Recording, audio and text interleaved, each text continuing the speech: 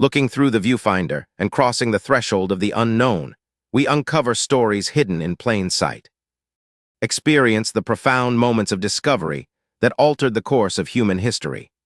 Federal enforcement! Open the door immediately! You have legal authorization. You can't just enter my home. We don't need permission. We're operating under federal authority. Open the door or we're coming in. This is my home. You need legal authorization. I'm calling my lawyer You've right got now. 3 seconds. 3, 2... The sound of splintering wood echoed through the suburban Denver neighborhood at 10:47 a.m. on a Tuesday morning in May, captured in perfect clarity by the Ring doorbell camera that Natalie Pierce had installed 6 months earlier after a string of package thefts. She'd never imagined that camera would record 4 federal agents breaking down her front door, storming into her home where her 2 teenage daughters were doing homework, and conducting a warrantless search based on nothing more than an anonymous tip that would later be proven completely false. The footage would become the centerpiece of a lawsuit that would shock the nation and result in one of the largest civil rights jury verdicts in Colorado history, $30 million awarded after a jury found federal agents liable for constitutional violations so egregious that even the government's attorneys struggled to mount a defense. This is the story of how a family's constitutional rights were shattered along with their front door, and how video evidence would ensure that every second of that violation was preserved for a jury to witness. Before we continue, where are you watching from? If this is your first time here, please hit that subscribe button. Stories like these need to be shared, and your support helps us bring more truth to light. Natalie Pierce had bought the house in the Montbello neighborhood of Denver 3 years earlier, a proud moment for a single mother who'd worked 2 jobs for a decade to save enough for a down payment. At 41, she was a registered nurse at Denver Health Medical Center, working the night shift in the emergency department while raising her 2 daughters, Jasmine, 16, and Kennedy, 14. On her own after her husband had died in a construction accident when the girls were young. The house was modest, but there's a 3-bedroom ranch with a small yard, on a quiet street where neighbors knew each other and kids still played outside. Natalie had painted every room herself, had planted flowers in the front garden, had created a home where her daughters felt safe. The Ring doorbell had been a practical purchase, a way to see who was at the door when she was sleeping during the day after her night shifts. A security measure that seemed prudent for a woman living alone with 2 teenagers. Tuesday, May 21, 2024 was supposed to be an ordinary day. Natalie had worked the previous night, a typical chaotic ER shift with 2 trauma cases and a steady stream of patients, and had gotten home at 8:15 a.m. She checked on the girls who were on summer break and sleeping in, had made herself breakfast, and had gone to bed around 9:30 a.m., exhausted from the 12-hour shift. Jasmine and Kennedy had woken up around 10 a.m., had eaten cereal while scrolling through their phones, and had settled at the dining room table to work on summer reading assignments their school had given them. The house was quiet, peaceful, filled with the normal sounds of a suburban morning, the hum of the refrigerator, birds outside the window, the occasional car passing on the street. At 10:45 a.m., the doorbell camera detected motion and began recording. 4 people in tactical vests marked icy approached the front door with the aggressive purposefulness of people on a mission.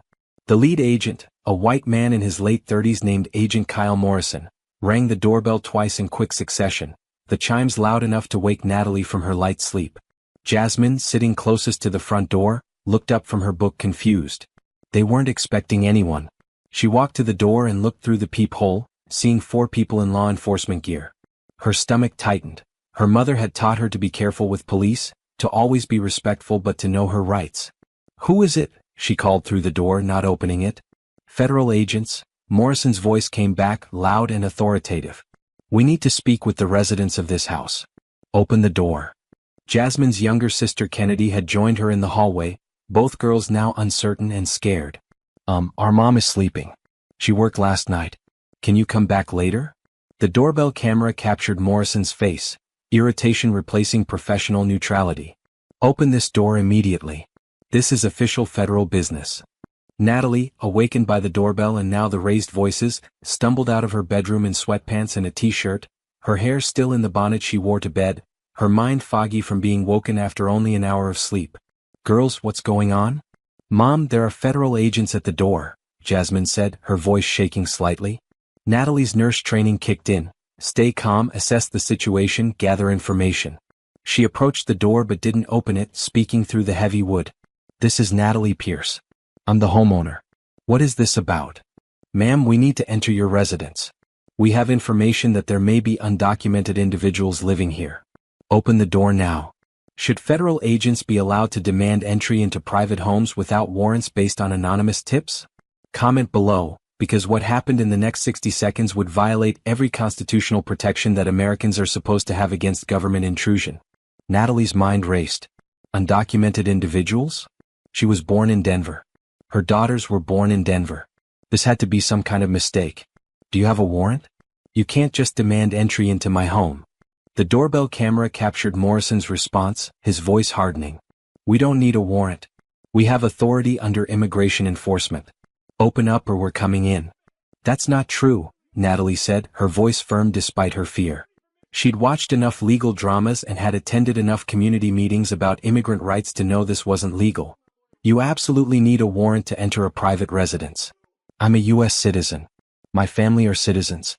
You have no authority to enter my home without a warrant or my consent. I'm calling my lawyer right now. She pulled out her phone, her hands shaking, trying to find the number for the ACLU that she'd saved after a neighborhood association meeting about knowing your rights. Morrison's face on the camera showed his patience exhausted. Ma'am, you have 3 seconds to open this door. 3, 2, 1. Natalie was still looking at her phone when she heard the battering ram hit her door. The sound was enormous, shocking, like an explosion in the quiet morning. Jasmine screamed. Kennedy started crying. The doorbell camera captured everything. The first hit that cracked the door frame, the second that splintered the wood around the lock, the third that sent the door flying inward, slamming against the wall. 4 agents poured into the house like a tactical assault team, weapons drawn, shouting commands that overlapped into an incomprehensible wall of sound. Hands up. Don't move. Get on the ground. Show me your hands. Natalie stumbled backward, her hands raised, her phone clattering to the floor. My daughters. Please, my daughters are here. They're just kids. Jasmine and Kennedy were in the hallway, both with their hands up, both crying, both terrified by the armed agents who had just broken into their home. The girls were still in their pajamas, Jasmine in shorts and a tank top, Kennedy in an oversized t-shirt, standing frozen in shock. Morrison and his partner Agent Rebecca Tran moved through the house systematically, weapons raised, clearing rooms like they were expecting armed resistance. The other 2 agents, Agent Luis Mendez and Agent Sarah Kim, kept Natalie and the girls in the living room, ordering them to sit on the couch with their hands visible. Please, Natalie said, her voice breaking. Please, you're scaring my daughters. We're American citizens. This is our home. Why are you doing this? We'll determine citizenship status, Tran said, returning from searching the bedrooms. Right now, everyone stays where they are. The doorbell camera, still recording from the now broken doorway, captured neighbors beginning to gather on the sidewalk, drawn by the commotion. One elderly man, Mr. Kowalski from next door, was on his phone, presumably calling 911.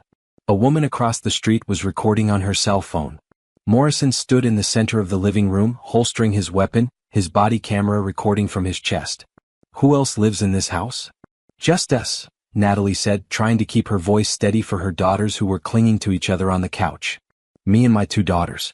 We're all U.S. citizens. I can show you birth certificates, passports, whatever you need. But you had no right to break into my home. We have authority under immigration enforcement statutes, Morrison said, pulling out a tablet. We received information that this address is housing undocumented individuals who are subject to deportation. What information? Natalie demanded, her fear giving way to anger. From who? This is my house. I've lived here for 3 years.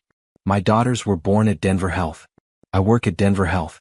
We're American citizens. Whatever information you received is wrong. Tran was photographing the interior of the house with her phone. The family photos on the walls, the girls' backpacks by the door, the homework spread across the dining table. Mendez had gone upstairs and was searching through bedrooms. Kim stood by the door, her body camera recording the entire scene. Mom, I'm scared, Kennedy whispered, her 14-year-old voice small and shaking. I know, baby. It's okay. This is a mistake. We haven't done anything wrong. Natalie pulled her daughters closer, trying to provide comfort while feeling utterly helpless. I need to see identification for everyone in this house, Morrison said. Birth certificates, passports, social security cards. They're in my bedroom, Natalie said. In a file box in my closet. Can I go get them? Morrison nodded to Tran. Go with her. Natalie stood carefully, not making any sudden movements that might be interpreted as threatening, and walked to her bedroom with Tran following. The doorbell camera continued recording the scene in the living room.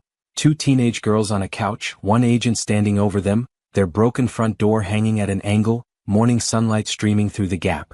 In her bedroom, Natalie's hands shook as she pulled the file box from her closet shelf. She'd organized it carefully, birth certificates in one folder, social security cards in another, passports in a third.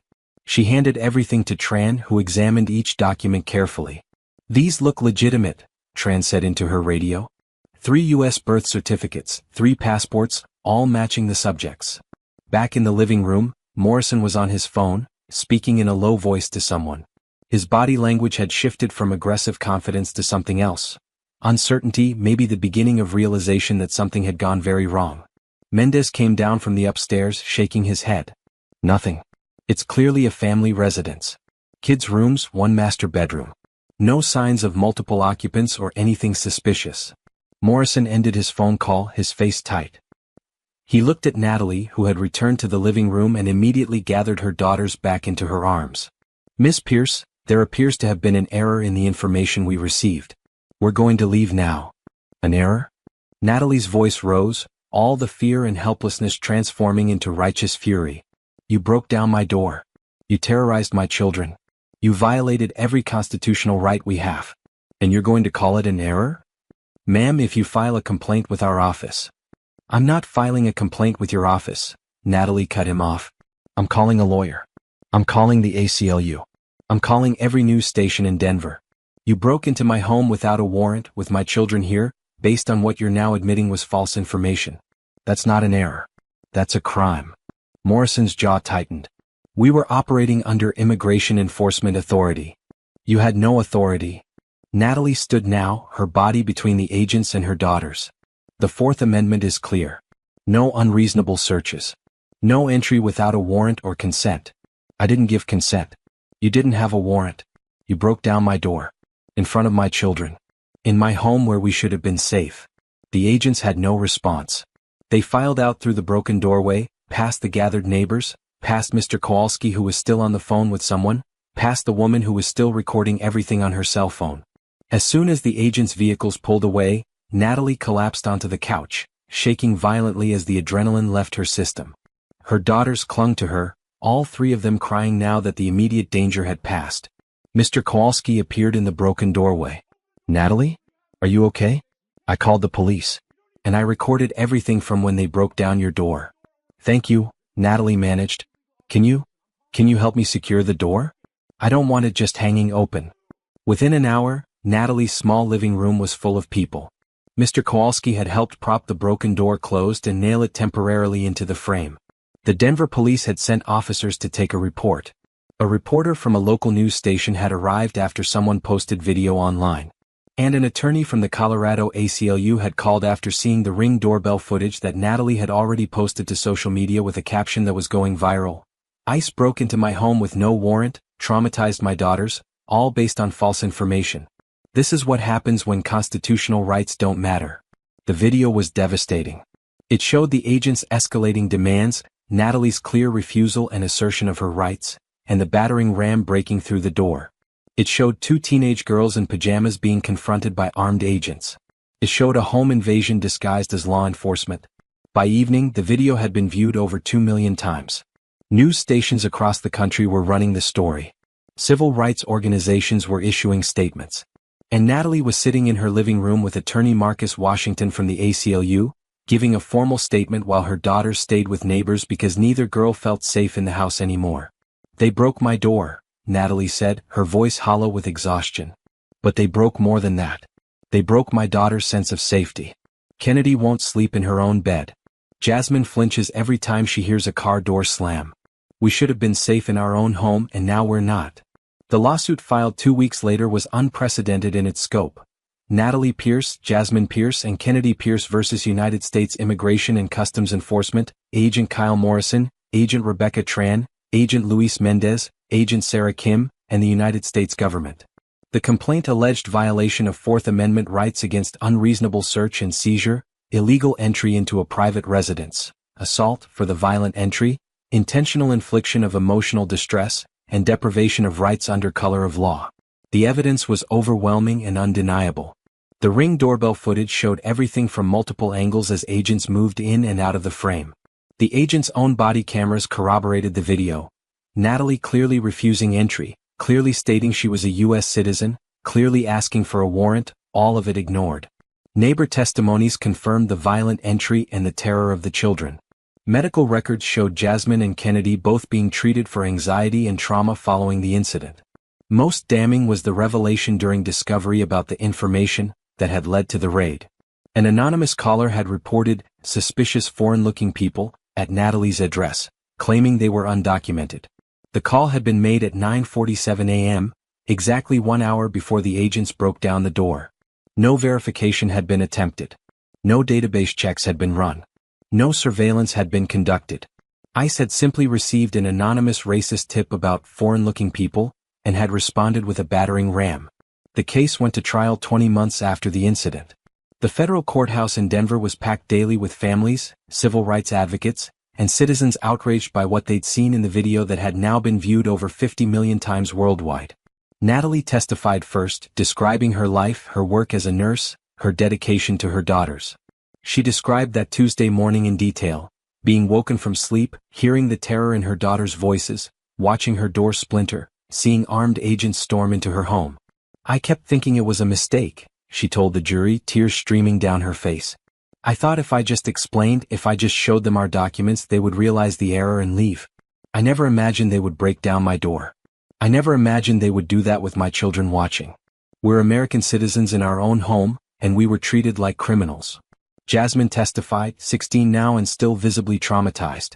She described working on homework with her sister, hearing the doorbell, the escalating demands, and then the explosion of sound when the door was broken. "I thought we were going to die," she said quietly. "I thought they were going to shoot us. I had my hands up and I was crying and I thought I was going to die in my own living room."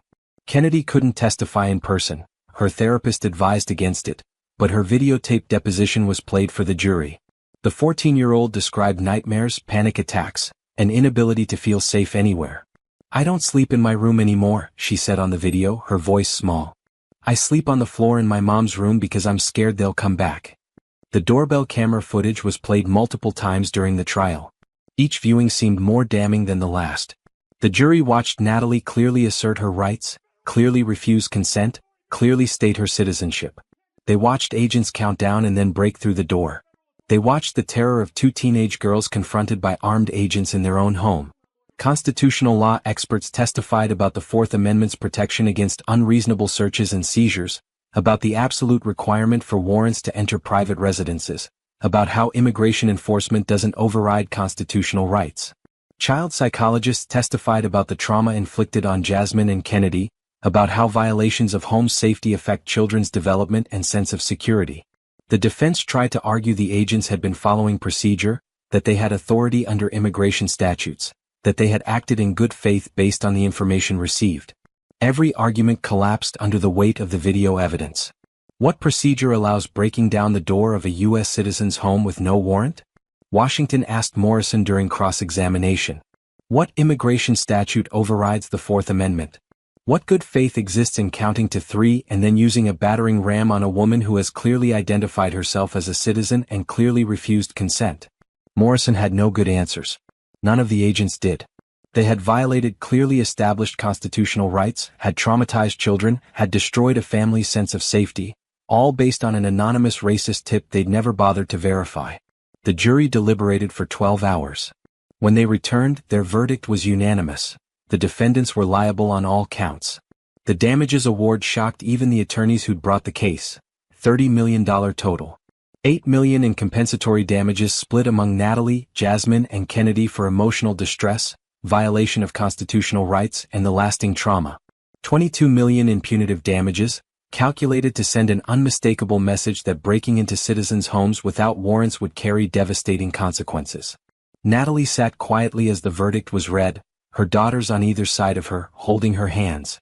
The money was significant. It would pay for therapy, for college, for security that she'd never felt before. But more important was the validation. A jury saying definitively that what happened was wrong, illegal, and unconscionable.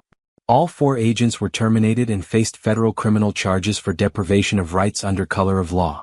ICE announced a review of residential entry policies and promised new training guidelines for agents, though advocates noted the agency stopped short of admitting systematic failures.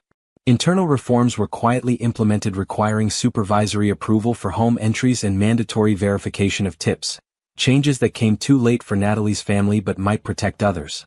Natalie used part of her settlement to move to a new house. Neither she nor the girls could ever feel safe in the home that had been violated. She became a powerful advocate for Fourth Amendment rights, speaking at community forums and legal conferences about the importance of knowing and asserting constitutional protections. The doorbell footage became required viewing in law schools and law enforcement training, a perfect example of constitutional violations captured in real time and the human cost of ignoring fundamental rights. And in Denver, the broken door from Natalie Pierce's home was preserved as evidence and later donated to the Colorado Civil Liberties Union, where it hangs in their office as a reminder that no door, physical or constitutional, should be broken without proper legal authority. If you believe the Fourth Amendment protects all Americans, that homes should be sanctuaries from government intrusion, and that children should never be terrorized in their own living rooms, hit subscribe. Because Natalie's story proves that constitutional rights only matter when they're enforced, and sometimes it takes a video, a jury, and $30 million to remind the government that the word unreasonable in unreasonable search still means something. Archives do significantly more than just preserve the past. They softly whisper the intricate stories of our world. Each story is a necessary fragment of a larger truth. Thank you for choosing to seek that truth alongside our dedicated team.